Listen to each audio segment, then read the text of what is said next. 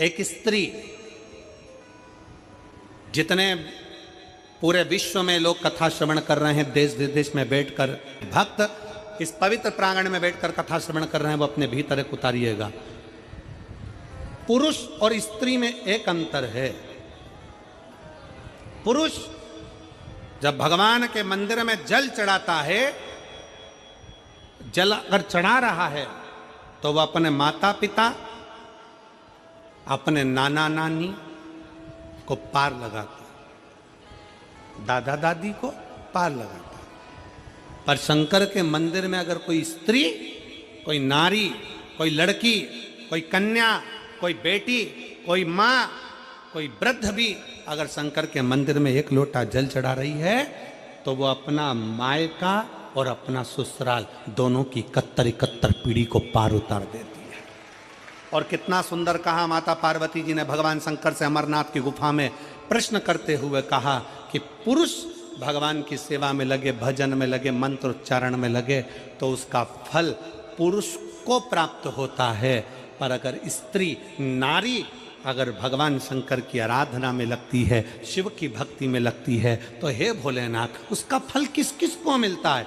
शिव महापुराण की कथा कहती है, भगवान शंकर का चरित्र कहता है, पुरुष का करा गया पुण्य पुरुष को प्राप्त होता है, पर केवल भारत की भूमि पर एक नारी, एक ऐसी होती है, स्त्री ऐसी होती है जिसने अगर सोमवार का व्रत कर लिया, मंगलवार का व्रत कर लिया, तीज का व्रत कर लिया, चतुर्थी का व्रत कर लिया, छठ का व्रत कर लिया, पंचमी का व्रत कर लिया, नवरात्रे के व्रत कर लिए, कोई सा व्रत, कोई सी पूजन अगर भारत की भूमि हो, चाहे देश विदेश की नारी हो, अगर कोई स्त्री व्रत करती है तो उसका फल केवल स्त्री अकेली को नहीं मिलता, उसका फल उसके बेटे को, उसकी बेटी को, उसके पति को, उसके ससुर को, उसकी सास को और उसके मायके को, सबको प्राप्त होता है। ये नारी के द्वारा किया गया पुण्य का फल उसके पूरे परिवार को मिलता है, पूरे परिवार।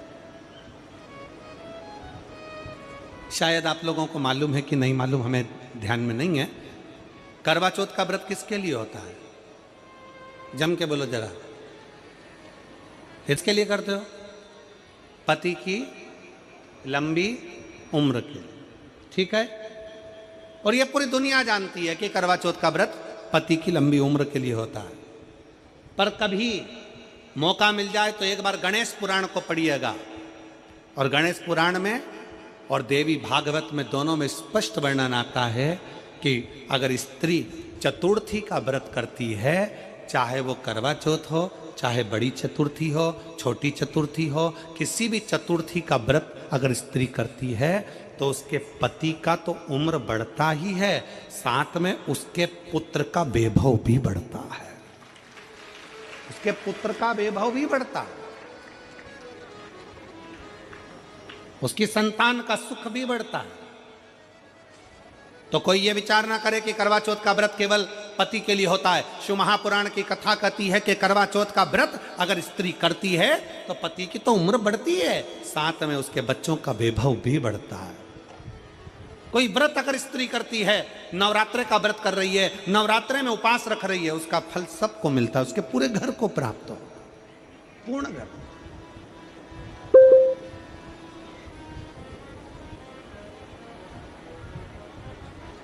शिव तत्व,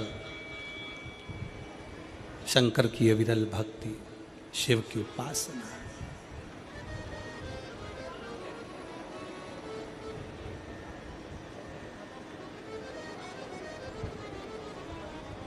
सेवा का क्रम बढ़े।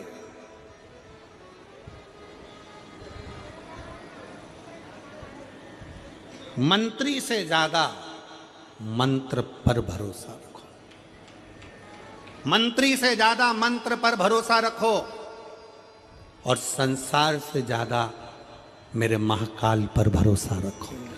मेरे महाकाल वो है अकाल। उन्होंने पूछा गणेश जी फ्री कब रहते हैं? तो हमने कहा अब ये तुम्हारे ऊपर, हमको तो मालूम भी नहीं, हम तो अपॉइंटमेंट लिए भी नहीं उनसे, तो तुम्हें ज्यादा स्मरण हो।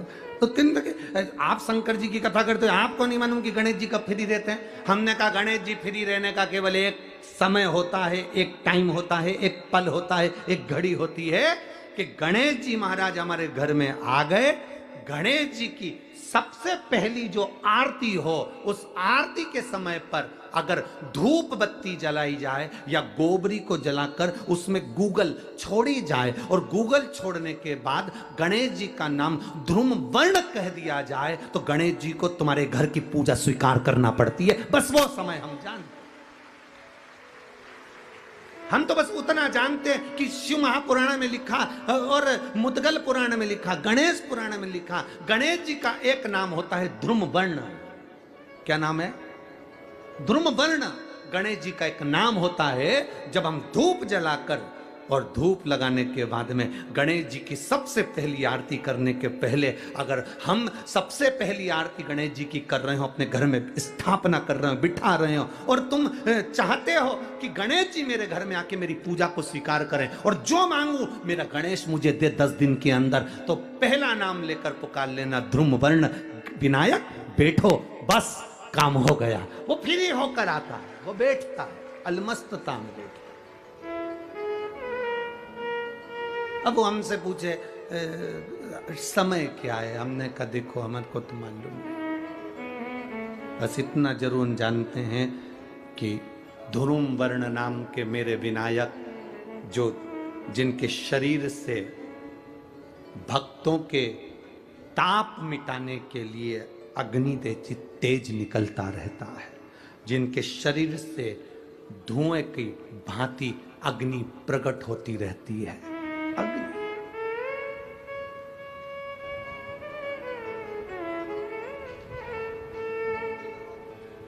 हम तो उनको पहचानते हैं जो दुनिया के ताप मिटाने के लिए प्रगटा, उनके शरीर से अग्नि धुआं तेज पुंज प्रकट हुआ।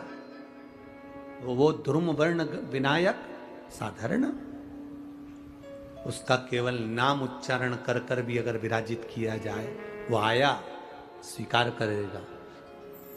10 आप अभी तक बिठा लेते थे सिद्धि विनायक आओ, मयूरेश्वर आओ, भगवान को बल्लेश्वर पधारो, आपने बुलाया, आया वो, बैठा वो, ऐसा नहीं कि नहीं बैठा, पर हमें समय का भान नहीं हो पाया। हम किस समय पर भगवान को रिझाएं?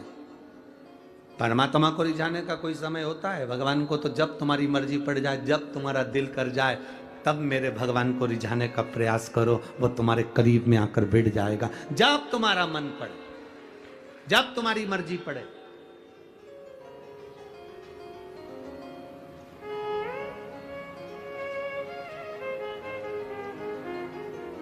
चतुर्थी का जो व्रत करने वाली होती हैं, जो चतुर्थी का पूजन करने वाली होती हैं, उनके भीतर का एक भाव होता है कि जैसे ही शाम का समय आए चंद्रदेव का पूजन करें, चंद्र जब प्रकट हो जाए, कलश भर लिया, उसके नीचे आखा दाना रख दिया, चावल गेहूं जो भी आप रखते हो पूजन के लिए, ऊपर पात्र आदि रख दिया जलाशय, फिर अपन ने घी का दिया लगाकर पूजन भी कर ली। तो जो चतुर्थी का पूजन करने वाली होती हैं, जो चतुर्थी का नियम व्रत धारण करने वाली होती हैं, बड़ी बड़ी चतुर्थियां करती हैं या उसका नियम धारण करती हैं, तो चतुर्थी का जो पूजन करती है वो किस चीज के लिए होता है? केवल संतान, पुत्र, परिवार, हमारा कुटुंब, हम जिस कुल में हैं, हमारा कुल वैभव की ओर बढ़े, संपदा की ओर बढ़े और उसकी आयु बढ़े,